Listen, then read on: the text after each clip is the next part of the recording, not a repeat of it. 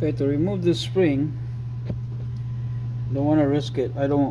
You should be able to get the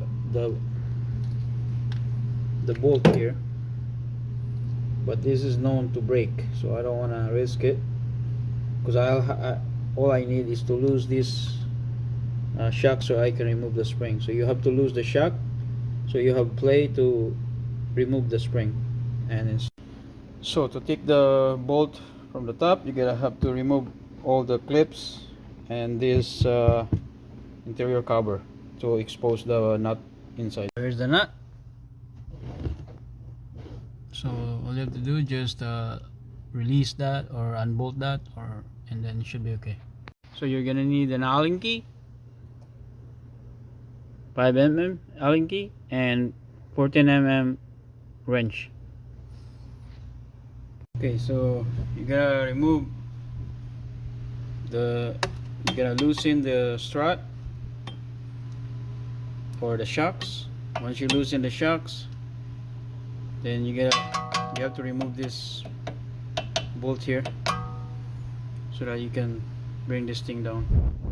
Alright, so you're gonna need a lot of effort here to release the spring, right? So you're gonna need a bigger pry bar, and like again, you gotta, after you release this control arm, the link, and then should be able to pry it, and then while you're pushing the bar down, and then you're gonna kind of take the spring out.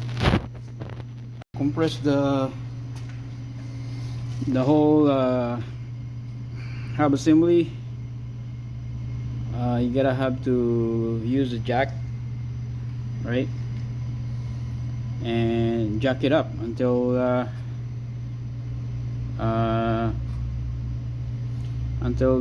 this bracket here will hit into this arm and align.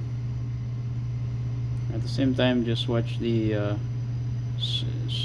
spring also, and the strut. Make sure it's aligned with the hole on the top, because right now it's not aligned. Alright, so this side is done, as you can see. Alright, bolt is back.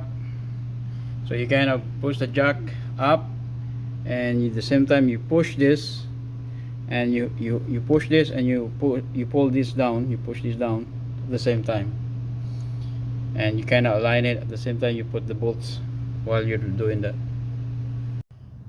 Alright, so that's done. Nuts is back, so now all you have to do is just push this back.